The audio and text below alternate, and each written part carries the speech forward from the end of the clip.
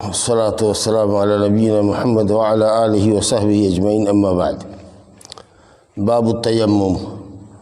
عن جابر بن عبد الله رضي الله عنهما أن النبي صلى الله عليه وسلم قال: أعطيت خمسا لم يعطهن أحد قبلي، نصرت بالرعب مسيرة شهر، وجعلت لي الأرض مسجدا وطهورا، فأيما رجل أدركته الصلاة فليصلي. وذكر الحديث. وفي حديث حذيفة رضي الله عنه عند مسلم: وجعلت تربتها لنا طهورا، وجعلت تربتها لنا طهورا إذا لم نجد الماء. وعن علي رضي الله عنه عند أحمد: وجعلت تراب لي طهورا. یہ تیمم کا باب ہے. اس سے قبل ہم پانی سے حاصل ہونے والی طہارت کا ذکر پڑھ چکے ہیں، وضو اور غسل کی شکل میں. پانی سے وضو کرنے کا طریقہ کیا ہوتا ہے، غسل کرنے کا کیا طریقہ ہوتا ہے، غسل جنابت وہ پڑھ چکے. اب اگر کسی کے پاس پانی نہ ہو یا پانی ہو اور اس کے استعمال پر آدمی قادر نہ ہو، یا پانی ہو اتنا ٹھنڈا ہو اب گرم کرنے کی کوئی صورت نہیں ہے، خطرہ ہے کہ اگر اس پانی کو استعمال کرے گا تو بہت سخت بیمار ہو جائے گا، یا عجب نہیں کہ مر جائے، اتنا ٹھنڈا پانی ہے، وضو نہیں کر سکتا ہے، غسل نہیں کر سکتا، جبکہ غسل اس پر واجب ہے، تو اس کو کیا کرنا چاہیے؟ تیمم کر کے نماز پڑھ لینا چاہیے. یہ اللہ تعالیٰ کے دین میں ہمارے لیے رخصت ہے، وسعت ہے، اور یہ خاص خصوصیت ہے اس امت محمدیہ کے لیے. اس سے قبل کسی امت کے لیے اللہ تعالیٰ نے پانی کی جگہ پر مٹی کا استعمال کو جائز قرار نہیں دیا تھا. سمجھا کہ یہ خاص اللہ تعالیٰ کی نوازش اس امت کے ساتھ. مشاعر آئیں گے. جابر بن عبداللہ انصاری رضی اللہ عنہ کہتے ہیں کہ نبی صلی اللہ علیہ وسلم نے فرمایا: مجھے 5 چیزیں دی گئی ہیں جو مجھ سے قبل کسی نبی کو نہیں دی گئی. سمجھا کہ نصرت بالرعب مسیرۃ شہر، 1 مہینے کی مسافت پر بھی اگر کوئی دشمن ہے اور اس کو میرے متعلق علم ہو جائے کہ میں یہاں ہوں 1 مہینے کی مسافت پر، تو میرے مد مقابل کو، میرے مخالف کو ہمت نہیں ہوگی کہ وہ میرے مقابلے کے لیے کھڑا ہو سکے، بھاگ کھڑا ہوگا 1 مہینے کی مسافت تک. یہ ایسا وقت آیا کہ مسلمان کا غلبہ جزیرہ عرب میں ایسا ہو گیا اور ایسی مضبوط طاقت بن کے مسلمان ابھرے کہ اگر کسی بھی کونے میں جزیرۃ العرب کے ایک کونے میں مدینے میں آپ آئے ہیں اور شام کے بارڈر پر بھی کوئی ہے یا یمن کے بارڈر پر بھی کوئی ہے، 1 مہینے ہی کی مسافت اٹھ کی رہی ہوگی پورے جزیرۃ العرب کی، تو دشمن ہمارے مقابلے کے لیے ٹھہر نہیں سکتا ہے. یہ حالت مسلمانوں کی تھی، اور یہ فتوحات کا سلسلہ اس کے بعد بھی مسلمانوں کا باقی رہا، نبی صلی اللہ علیہ وسلم کے بعد بھی. لیکن جیسے جیسے لوگ دین سے برگشتہ ہوتے گئے، دین چھوڑتے گئے، دنیا مسلط ہوتی گئی، بدعملیوں کے شکار ہوتے گئے، اب مسلمان دوسرے سے روب زدہ ہے. سمجھا کہ بستی میں اگر 4 گو کافر ہے تو اس سے ہم لوگ مرعوب ہیں، وہی روب گانٹتا ہے. سمجھا کہ نہیں؟ ہاں، وہی روب گانٹتا ہے. پورے محلے میں 1-2 کافر ہے اگر تو وہ روب سے بات کرتا ہے، وہ روب سے بات کرتا ہے. تو ایسے حالات پیدا ہوئے. ہماری بدعملیوں کا نتیجہ ہے کہ اللہ تعالیٰ نے دشمنوں کو ہم پر مسلط کر دیا ہے. اب پہلے نبی صلی اللہ علیہ وسلم نے فرمایا کہ 1 مہینے کی مسافت پر بھی اگر دشمن ہے تو وہ ہمارے نام سے تھر تھر کانپتا ہے. اس کی ہمت نہیں کہ ہمارے مقابلے کے لیے ٹھہر سکے، بھاگے گا دہشت کے ساتھ. اللہ نے اتنا غلبہ اور اتنا دبدبہ مسلمانوں کا عطا فرمایا کافروں کے دلوں میں. اس کے بعد دوسری چیز آپ نے فرمایا: جعلت لی الارض مسجدا وطہورا، جو ہماری اس باب سے متعلق ہے تیمم سے، کہ روئے زمین پوری کی پوری ہمارے لیے مسجد بنا دی گئی اور پاکی کا ذریعہ بنا دی گئی. لہذا جس کسی شخص کو جہاں کہیں نماز ملے، نماز کا وقت ہو جائے، فلیصلی، نماز پڑھ لے. چوراہے پر ہے، درما میں ہے مسجد، اگر نہیں ہے، وقت ہو گیا ہے تو وہی نماز پڑھ لیجیے. سمجھا کہ سبزی پر نماز پڑھ لیجیے، یا مصلی اگر ہے ڈکی میں رکھے ہوئے ہیں تو وضو کیجیے. وقت ہو گیا، تین کہ اب گھر پہنچ جائیں گے، کیوٹی پہنچ جائیں گے، درما پہنچ جائیں گے، تب راستے میں چکا بڑسٹ ہو گیا، نہیں پہنچ سکے، کام میں الجھ گئے، کوئی ایمرجنسی کال آ گیا، بھاگتے جا رہے تھے دربھنگہ، پھر بھاگتے ہوئے بھاگے لوار ماسٹر خورشید کی طرح سے. سمجھا کہ نہیں؟ وقت ہو گیا نماز کا، پہلے نماز پڑھ. سمجھے کہ نہیں؟ ہاں، جہاں وقت ہو جائے، کھیت میں ہو، دکھردہ میں ہو، مسجد نہیں آ سکتے ہو، پانی ہے وضو کرنے کا، وہاں پر اگل بغل میں ڈبڑا وبڑا ہے کہیں دیکھو تو نماز پڑھ لو، نہیں تو تیمم سے نماز پڑھ لو. سمجھا کہ یہ بھی نہیں کہ یہ نماز ہم پڑھیں گے عصر میں، عصر کو پڑھیں گے مغرب میں، نہیں. نماز کا وقت مقرر ہے، جیسے ہی نماز کا وقت ہو جائے جہاں بھی چاہو نماز پڑھ لو، کھیت میں، کھلیان میں، بالو میں، پتھر پر، پہاڑ میں، جہاں کہیں بھی ہو نماز پڑھ لو، بلاک میں، کچہری میں، جہاں وقت ہو نماز پڑھ پڑھو. ساری روئے زمین مسجد ہے ہمارے لیے، سوائے اس کے وہ جگہ جہاں پر گندگی ہے تو ہٹ کے پڑھو، پاک جگہ پڑھو، کوڑا کٹکر کی جگہ پہ نہ پڑھو، حمام میں نہ پڑھو. سمجھا کہ نہیں، جو گندی جگہ ہے وہاں نماز نہیں ہے، باقی سب جگہ نماز ہے. سمجھا کہ نہیں. اگر مسجد نہیں آ سکتے ہیں آپ اور نماز میں تاخیر ہو جائے گی تو آپ یہاں کے آنے کا انتظار مت کیجیے، آپ مسجد کے لیے ضروری نہیں ہے. جبکہ پہلی قومیں اپنے اپنے گرجا گھروں میں، اپنی اپنی عبادت خانوں میں ہی نماز ادا کر سکتی تھی، وہ کہیں اور نماز نہیں پڑھ سکتے تھے. اور طہارت کا ذریعہ ان کے یہاں صرف پانی تھا، مٹی استعمال نہیں کر سکتے تھے. لیکن اللہ تعالیٰ نے ہمارے لیے روئے زمین کو پاکی کا ذریعہ بنا دیا. تو اگر پانی نہیں ہے تو مٹی ہے، تو مٹی وہ ہوتی ہے کہ اس کو اگر ہاتھ میں پھیریے گا تو اس میں کچھ لگے گا ہاتھ میں، یہی مٹی ہوتی ہے. لیکن مان لیجیے کہ پتھر ہے، ایسے علاقے میں ہے کہ مٹی نہیں، خالی پتھرے تو پتھرے پر ہاتھ مار دیجیے، وہ بھی مٹی ہی سے پیدا ہوا ہے. اسی طریقے سے ریت ہی ریت ہے، ریتوں کا سلسلہ. تو ریت پر ہی ہاتھ کو ایسے ایسے رگڑ دیا اور چہرے پر ہاتھ مل لیا ہوگا. سمجھا کہ بلواہی مٹی ہو، نمکین مٹی ہو، پتھریلی مٹی ہو، پتھر کنکڑ ملا ہوا ہے، بالو ہے، ریتیلا علاقہ ہے یا مٹی ہے، سمجھا کہ نہیں، کسی چیز پر ہاتھ پھیریے گا آپ کا تیمم ہو جائے گا. اور بھی اس میں کئی چیزیں ہیں کہ جس میں آپ نے فرمایا کہ میرے لیے غنیمت حلال کی گئی ہے. دوسرے انبیاء کے لیے یا تو جہاد نہیں تھا ان کے زمانے میں، یا اگر جہاد تھا تو جو کچھ بھی مشرکین سے لڑنے کے بعد جو کچھ مال حاصل ہوتا تھا اس کو غنیمت کہتے ہیں. تو وہ اس کو تقسیم نہیں کر سکتے تھے آپس میں، سب کو ایک جگہ جمع کر کے رکھا اور اوپر سے آگ آئی اور جلا کے رکھ کر گئی، لے کے جا نہیں سکتے تھے. لیکن اس امت کے لیے اللہ نے اگر جب جہاد فرض کیا تو جہاد میں مشرکین کی طرف سے جو مال حاصل ہوتا ہے، سمجھا کہ نہیں، وہ سب مجاہدین کے درمیان تقسیم کر دیا جاتا ہے. 5واں حصہ بیت المال میں چلا جاتا ہے اور 4 حصے مجاہدین کے درمیان تقسیم کر دی جاتی ہے. اس طریقے سے مال غنیمت کی کثرت سے صحابہ کرام کروڑوں پتی ہو گئے، اتنی اللہ نے دولت عطا فرمائی. سمجھا کہ نہیں.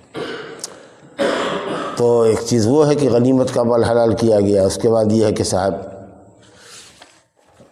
میرے لیے شفاعت حلال کی گئی ہے، شفاعت میرے لیے حلال کی گئی. وہ علت یا جو علت لیے شفاعت، میرے لیے شفاعت دی گئی، میں شفاعت کا حقدار بنایا گیا. قیامت کے دن نفسی کا جب عالم ہوگا تو اللہ تعالیٰ عدل و انصاف کی کرسی پر بیٹھے اور بندوں کے درمیان فیصلہ کرے. اس کی تاب کسی نبی کے پاس نہیں ہوگی، رسول کے پاس نہیں ہوگی کہ اللہ سے یہ سفارش کرے کہ اللہ آپ بندے کے درمیان فیصلہ کر، تاکہ جنتی جنت میں جائے، جہنمی جہنم میں جائے. تو نبی صلی اللہ علیہ وسلم کی عزت افزائی کے لیے اللہ تعالیٰ کی کرم فرمائی دیکھیے کہ لوگوں کے دلوں میں ڈالے گا کہ پہلے آدم علیہ السلام کے پاس جاؤ، کیونکہ وہ سب انسانوں کے اور انبیاء کے باپ ہے. تو آدم علیہ السلام کے پاس جائیں گے کہ آپ تو ہمارے باپ ہیں، آدم آپ ہی کی ہم نسل ہے. آپ دیکھ رہے ہیں کہ قیامت کے اتنے بڑے میدان میں 50,000 سال کا لمبا دن ہے، نفسی کا عالم ہے. 50,000 سال کا ایک دن، حساب و کتاب والا دن، 50,000 سال یاد رکھیں. تو آپ سفارش کر دیجئے. وہ کہیں گے نہ ہماری ہمت ہے کہ ہم سفارش کریں گے اللہ تعالیٰ کے پاس، آج کچھ بولنے کی طاقت ہے ہم کو. معلوم نہیں ہے کہ تمہارے باپ نے جنت میں منع کیا ہوا پھل کھا لیا تھا تو جنت سے دھتکار دیا گیا تھا، نکال دیا گیا تھا. میری ہمت ہے.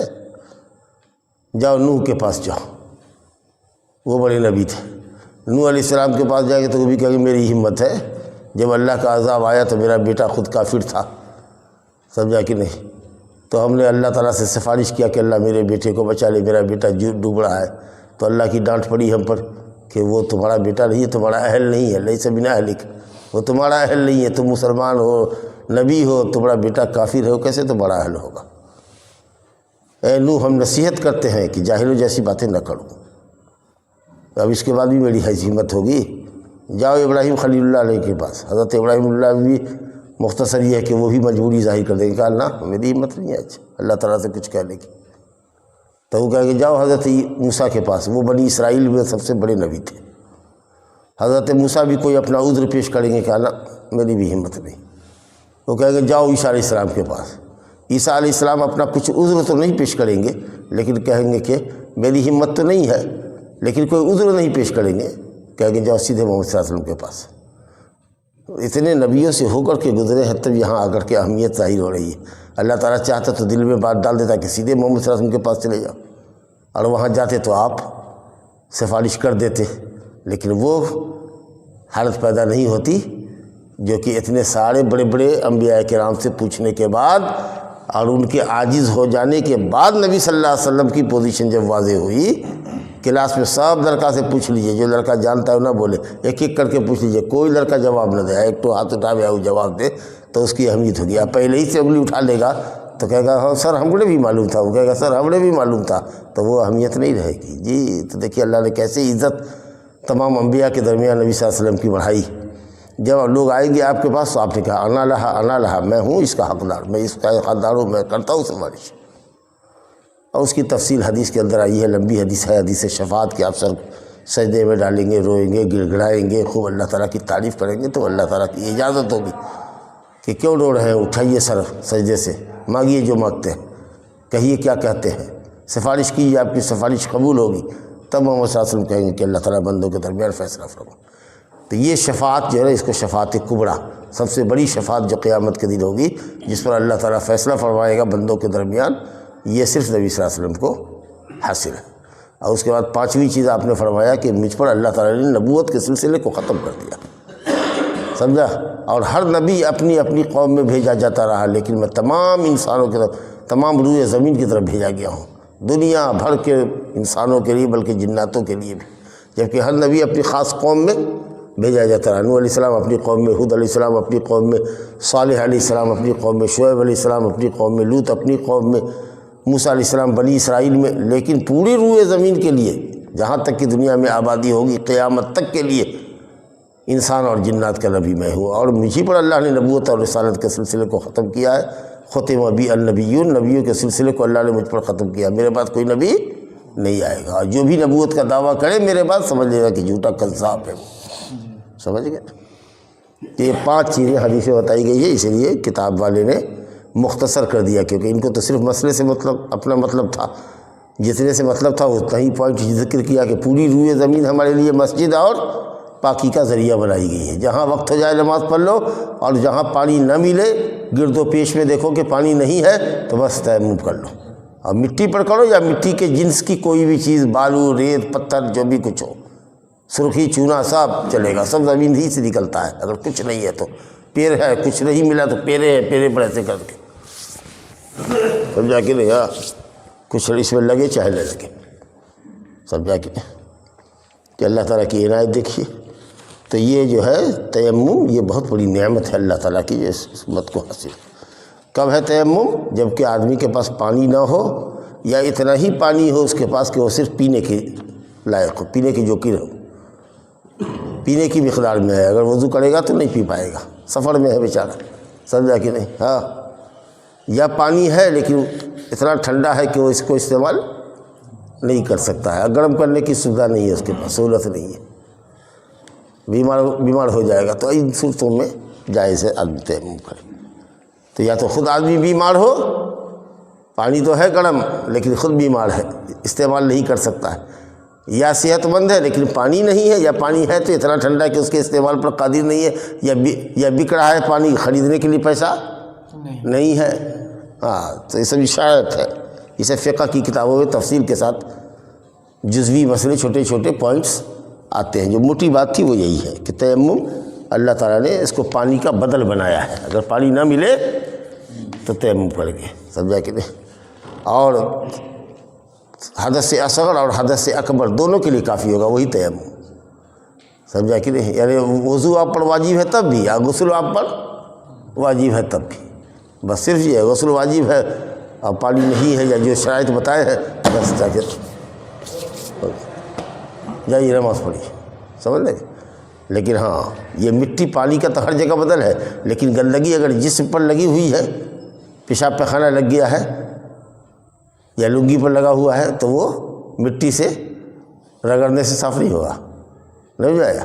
اس کو تو ہر حال میں پانی ہی سے دھلوانا پڑے گا، اور نہیں تو پانی جیسی کوئی بھی پاک چیز جو بہتی ہے سیال لیکوئڈ ہو، پیٹرول وغیرہ ہے یا کچھ ہے، تو اس سے دھو کر کے صاف کر لیجیے، آپ بجھ رہے ہیں؟ ہاں تو حدث تو ظاہر ہوگا، لیکن نجاست جو ہوگی، گندگی، اگر وہ جسم اور کپڑے پر لگی ہے تو مٹی اس کو پاک نہیں کرے گا، وہ کپڑا آپ کو چینج ہی کرنا پڑے گا، سمجھ گئے نا؟ لیکن اگر آپ کے پاس وضو واجب ہے، تیمم یا غسل آپ پر واجب ہے، اور پانی نہیں ہے یا پانی کے استعمال پر قادر نہیں ہیں آپ، یا بیمار ہے، تو پھر آپ کے لیے تیمم ہے۔ غور سے سنیے مسئلے کو، سو رہے ہیں آپ لوگ، ابھی سونے کا وقت ہے، 8:15 ساڑھے 8 بجے سوتا ہے آدمی، سمجھا کہ؟ آئیے دوسری حدیث دیکھیے کیسے تیمم کیجیے گا، اس کا طریقہ بتا رہے ہیں، بخاری مسلم کی روایت ہے۔ وعن عمار بن یاسر رضی اللہ عنہ قال بعثني النبي صلی اللہ علیہ وسلم فی حاجہ فأجنبت فلم أجد الماء فتمرغت في الصعيد كما تتمرغ الدابة ثم أتيت النبي صلى الله عليه وسلم فذكرت له ذلك فقال إنما كان يكفيك أن تقول بيديك هكذا ثم ضرب بيده الأرض ضربة واحدة ثم مسح الشمال على اليمين وظاهر كفيه ووجهه متفق عليه واللفظ لمسلم وفي رواية للبخاري وضرب بكفيه الأرض ونفخ فيهما ثم مسح بهما وجهه وكفيه وعن ابن عمر رضي الله عنهما قال قال رسول الله التيمم ضربتان ضربة للوجه وضربة لليدين إلى المرفقين رواه دارقطني وصححه الأئمة وقفه۔ بہت اچھی بات ہے۔ عمار بن یاسر رضی اللہ عنہ سے حدیث ہے کہ مجھ کو نبی صلی اللہ علیہ وسلم نے ایک ضرورت میں بھیجا، کہیں جاؤ، فاجنب تو میں جنبی ہو گیا، سمجھا کہ مجھ پر احتلام ہو گیا، غسل واجب ہو گیا، اب مجھے پانی کہیں نہیں ملا، پانی میں تلاشا، پانی ملا نہیں، فتمرغت فی الصعید، تو میں مٹی میں لوٹ پوٹ ہو گیا، جیسے کہ جانور لوٹ پوٹ ہو جاتا ہے۔ قیاس کیا، آیت نہیں معلوم رہی ہوگی یا مسئلہ نہیں معلوم رہا ہوگا، تو قیاس کیا کہ جیسے غسل میں پورا بدن کو بھگانا ضروری ہوتا ہے نا، تو اسی طریقے سے مٹی پورے بدن میں، بال کی جڑوں میں، بال کی جڑوں میں سب جگہ مٹی لگے، ایسا لوٹ پوٹ ہو گیا، ایک دم پورا مٹی سے بڑھ گیا تھے، لا الہ الا اللہ۔ پھر جب میں نبی صلی اللہ علیہ وسلم کی خدمت میں آیا تو میں نے واقعے کا ذکر کیا آپ سے، آپ نے کہا انما کان یکفیک ان تقول، تم کو کافی تھا یہ کہ تو کہتے یعنی کرتے، کہنا بول کے کرنا مراد ہے، ایسا کہتے یعنی ایسا کرتے، تم کو یہ کہنا کافی تھا، مطلب کرنا کافی تھا، سمجھ لگے؟ کیا بیدئی کا ہاکدہ، دونوں ہاتھ لیتے، ایسے لیتے یا اس کو زمین پر ایسے مارتے، سمجھا کہ نہیں؟ اب مارنے کے بعد کہتے ہیں کہ بائیں کو دائیں پر رگڑتے، ٹھیک ہے، اور دائیں کو بائیں پر رگڑتے، پشت کلائی پر، یہ تو مڑوے کی ہو نیچے، ایسے تو ہو ہی گیا ہے، تو بائیں ہاتھ سے داہنا کی پشت کلائی پر اور داہنا ہاتھ سے بایاں پشت کلائی پر، وہ وجہ ہو، اور چہرے پر، اب چہرے میں خالی ڈھاکے رہتے تھے نا، تیمم پڑ گئے تھے نا، دونوں ہاتھ رکھو جیسے منہ دھوتے ہو، بال کے اگنے کی جڑ سے لے کر کے دونوں کان تک۔ اب بال میں خلال نہیں کرنا ہے، خلال پانی سے ہوتا ہے، مٹی سے خلال نہیں ہوتا، ہاں سمجھے؟ خالی ہاتھ کو ایسے پھیر دیا، ہو گیا تیمم۔ کہاں تک؟ یار ایک ہی مرتبہ، ضربۃ واحدہ، ایک ہی مرتبہ، حدیث میں تم کو کافی تک یہ کرتا، ثم ضرب بیدیہ، دونوں ہاتھ سے زمین پر مارا، ضربۃ واحدہ، ایک مرتبہ مارنا، اور اس کے بعد داہنے ہاتھ کے اوپر بائیں ہاتھ کو رگڑا، اور بائیں ہاتھ سے دائیں ہاتھ کے پشت کلائی پر، پشت کہتے پیٹھ کو، اوپری حصہ کو، یہ تو اندر والی کلائی ہوئی، سمجھا کہ نہیں، اور وہ وجہ اور چہرے کو۔ لیکن پہلے کیا کرنا چاہیے؟ کلائی پر ہونا چاہیے کہ چہرے پر ہونا چاہیے؟ بخاری میں جو نیچے روایت آئی ہے، کیا روایت، اس میں ہے کہ آپ نے دونوں بتایا کہ دونوں ہاتھ سے زمین کو مارتے، اور اس میں اگر مٹی زیادہ آ گئی تھی مثال کے طور پر، تو ایسے کرنے کا پھونک مار دیتے تاکہ مٹی تھوڑا ہلکا ہو جائے، اگر زیادہ مٹی لگ جائے تو، اور اس کے بعد مسح بہما، ان دونوں ہاتھ سے چہرے پر مسح کرتے اور پھر ہاتھ پر مسح کرتے کلائی تک، یہ جو پہنچا ہے بس اتنے، سمجھ گئے؟ اور قرآن مجید میں بھی اللہ نے کہا ہے، سمجھا کہ فَإِن لَّمْ تَجِدُوا مَاءً فَتَيَمَّمُوا صَعِيدًا طَيِّبًا فَامْسَحُوا بِوُجُوهِكُمْ وَأَيْدِيكُمْ، تیمم کرو تو پہلے چہرے پر، اس کے بعد اللہ نے قرآن میں ذکر کیا ہاتھ کا، تو پہلے ذکر ہے چہرے کا، اس کے بعد ہے ہاتھ کا، نظر گا؟ تب تیمم کا طریقہ معلوم ہو گیا، بس مٹی پر ہاتھ لیا یا ڈھیلا اگر گھر میں لیے ہوئے تو لے لیا ہاتھ میں، یا دونوں ہاتھ میں ایسے ایسے اس کو کر لیا، پھر ڈھیلا ہٹا دیا، ایسے ایسے کر لیا، نہیں سمجھا؟ اور اس کے بعد چہرے پر ہاتھ مارا، اب پھر بائیں ہاتھ سے ایسے پوچھ لیا، ہو گیا؟ چلیے، ابن عمر رضی اللہ عنہ کی ایک روایت لے کر آئے ہیں، حالانکہ لانا نہیں چاہیے لیکن لے کر آئے ہیں، کہتے ہیں رسول اللہ صلی اللہ علیہ وسلم نے فرمایا کہ تیمم 2 مرتبہ ہے، اسی پر حنفیوں کا عمل ہے، تیمم 2 مرتبہ مارنا ہے، ایک مرتبہ مار کر کے ہاتھ چہرے پر ملو، اور دوسری دفعہ ہاتھ مارو مٹی کے اوپر، تو ہاتھ کو ایرن میں کیوں نہیں تک یہاں تک لاؤ، سمجھ لگے؟ ہاں، بائیں ہاتھ سے داہنے ہاتھ کی کرے ایسا کیوں نہیں سمجھ، جیسے وضو میں یہاں تک کرتے ہو، لیکن خود صاحب کتاب کہتے ہیں کہ ائمہ کرام نے، محدثین نے اس حدیث کو ابن عمر کا قول بتایا ہے، نبی کی حدیث نہیں، سمجھ لگے؟ تو حدیث ضعیف ہے یہ، اور وہ جو اوپر والی روایت ہے عمار بن یاسر کی، وہ نبی صلی اللہ علیہ وسلم کا قول ہے، بخاری اور مسلم کی روایت ہے، اس لیے کوئی مقابلہ ہی نہیں ہے، یہ شاذ منکر روایت ہے جو صحیح حدیث کے اگینسٹ میں آئی ہوئی، سمجھ لگا؟ تو اس لیے بالکل کسی لائق ہی نہیں، دیوار پر مار دینے کے لائق، سمجھا کہ نہیں؟ ہاں، تو سمجھ میں آ گیا تیمم کا طریقہ۔ تب یہ غسل واجب ہوگا تب بھی، وضو واجب ہے تب بھی، ہاں، یہ بوجھیے گا کہ غسل کے لیے کوئی الگ طریقہ ہے تیمم کا، بس ایک کے طریقہ ہے۔ چلیے ایک تیسری حدیث سنیے، وعن ابی ہریرہ رضی اللہ عنہ قال قال رسول اللہ صلی اللہ علیہ وسلم الصعید وضوء المسلم وإن لم يجد الماء 10 سنين فإذا وجد الماء فليتق الله وليمسه بشرته، رواه البزار وصححه ابن القطان ولكن صوب الدارقطني ارساله وللترمذي عن ابي ذر وصححه۔ مفہوم ٹھیک ہے، حدیث کی سند میں کلام ہے۔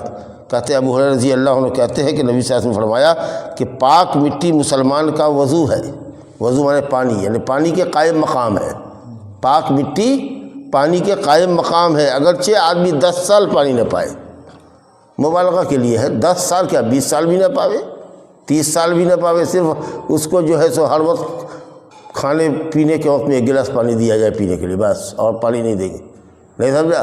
ہاں،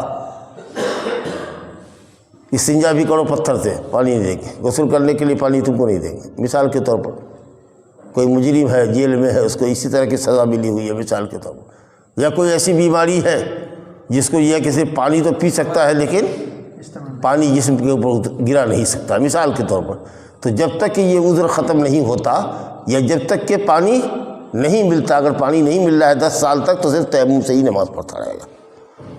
اور جب پانی کا بدل ہے، قائم مقام ہے، تو جس طریقے سے ایک وضو سے کئی وقت کی نماز آپ پڑھ سکتے ہیں، تو اسی طریقے سے ایک تیمم سے بھی کئی وقت کی نماز پڑھ سکتے ہیں۔ اب مان لیجیے کہ وضو پیشاب کیا، ڈھیلا لیا، اس کے بعد ظہر کے لیے آپ نے تیمم کر لیا، اور وہ آپ کا تیمم عصر میں بھی باقی ہے، مغرب تک بھی باقی ہے، تو پھر دوبارہ ہر نماز کے لیے تیمم کرنے کی ضرورت نہیں ہے۔ پھر جب استنجا کیجیے گا تو پھر آپ کا وہ تیمم ٹوٹے گا، پھر دوبارہ تیمم کیجیے گا، سمجھا کہ؟ تو ایک تیمم سے کئی وقت کی نماز آپ پڑھ سکتے ہیں، لیکن جیسے ہی آپ کو پانی ملے، آپ آگے اللہ کے نبی فرماتے ہیں فَإِذَا وَجَدَ الْمَاءَ، جیسے ہی پانی ملے، جب آدمی پانی پائے، فَلْيَتَّقِ اللَّهَ، تو اللہ سے ڈرے، اللہ کا تقوی اختیار کرے، یعنی اللہ کے حکم پر عمل کرے، یعنی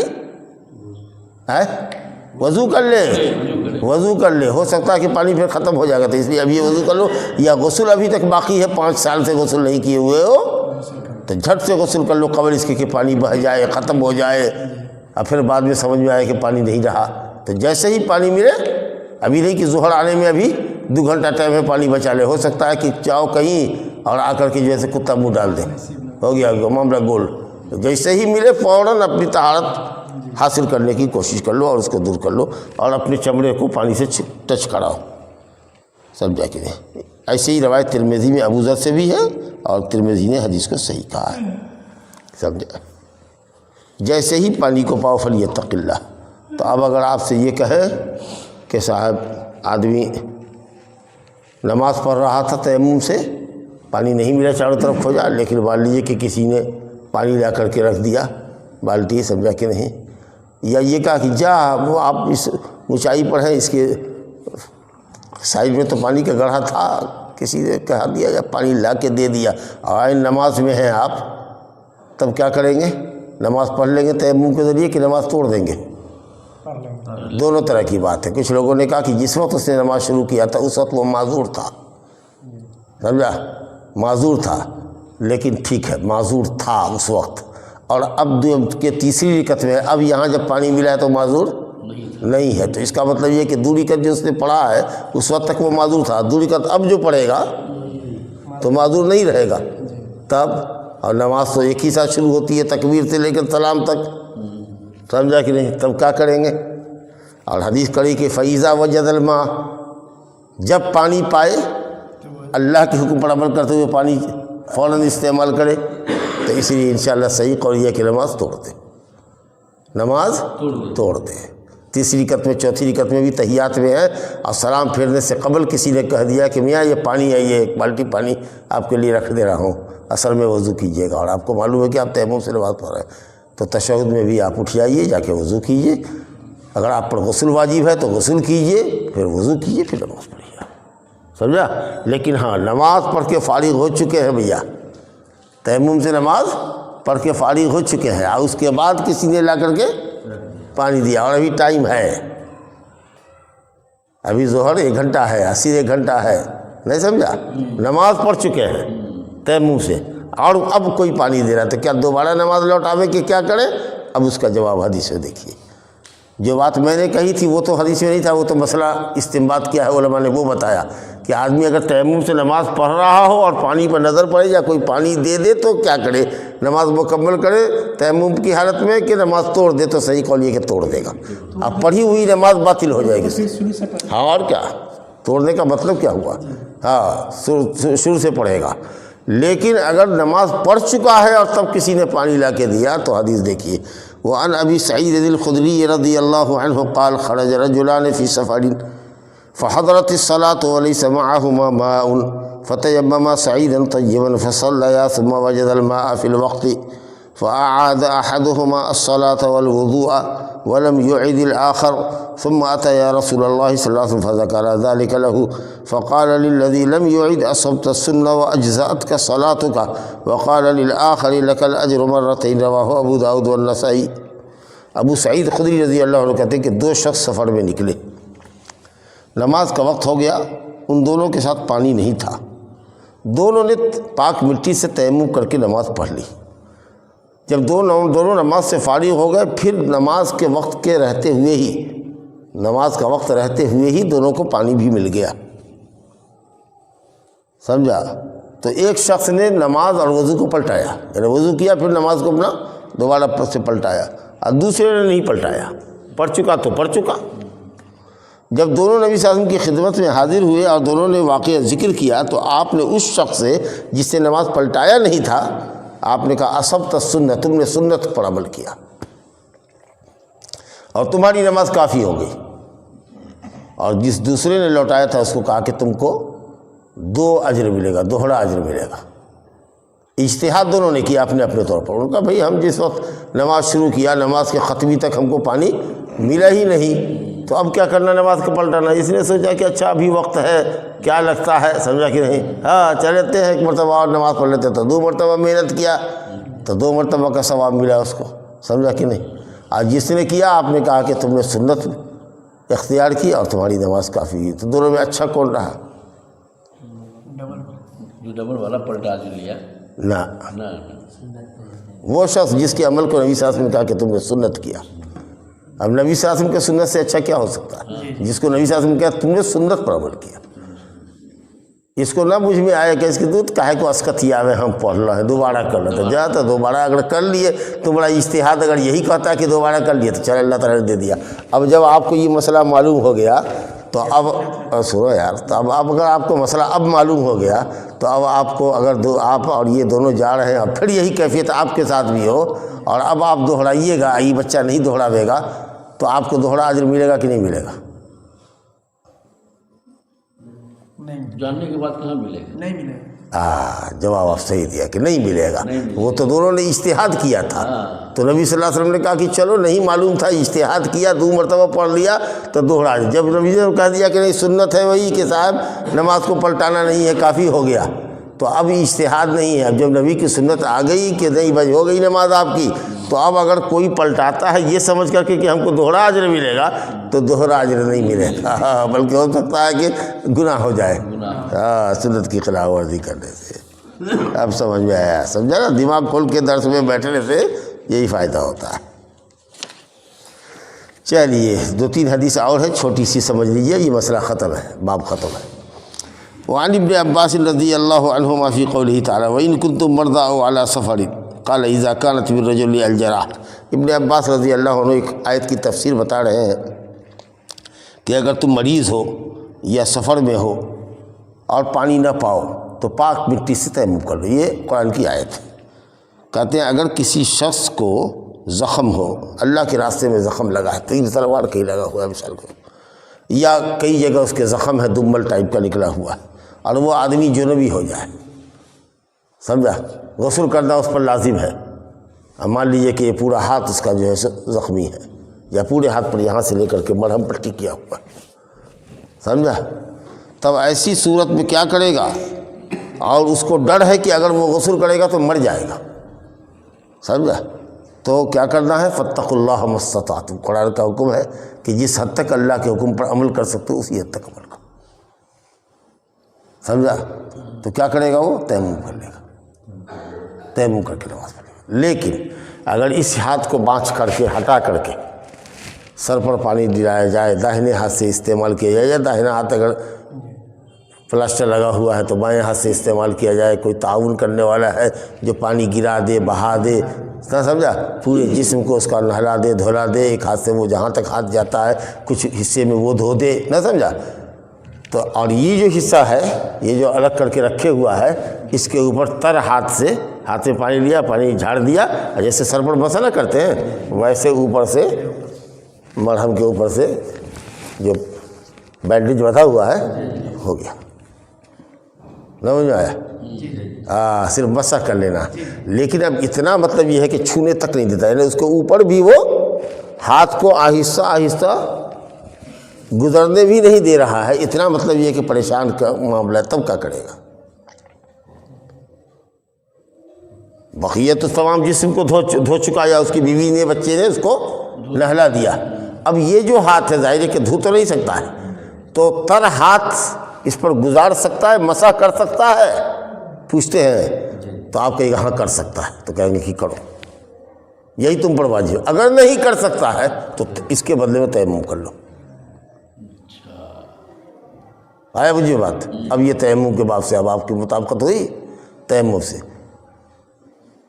اب یہ جو حصہ نہیں ہو سکا، ہاں بھائی جتنا حصہ دھو سکے آپ نے دھو دیا، جو حصہ نہیں دھو سکے اس پر تر ہاتھ گزار دینا تھا، وہ بھی اگر نہیں گزار پائے آپ، تو یہ جو حصہ آپ کا خشک جا رہا ہے، نہ دھویا گیا نہ مسح کیا گیا، تو اس کے بدلے میں آپ کو تیمم کرنا پڑے گا.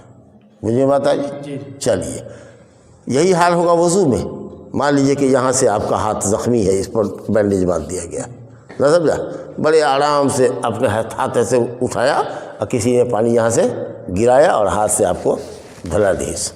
چلیے ہو گیا یہ ہاتھ. اب اس ہاتھ کا معاملہ ہے، آرام سے اس کو دھو رہا ہے، سمجھا کہ چہرے پر ہاتھ گرا دیجیے، اپنے بھائی ہاتھ سے آپ نے چہرہ دھو لیا. سر کا مسح کرنا تھا وہ بھی آپ نے کر لیا، ایک کان سے مسح کر لیا، پھر کان سے مسح کر لیا، ہو گیا، ہاتھ دھو لیا. مگر یہ حصہ آپ نے نہیں دھویا، تو پھر وہی آپ کو کہیں گے کہ اس حصے کے اوپر تر ہاتھ آرام سے گزارو، تیمم نہیں مسح کر لو.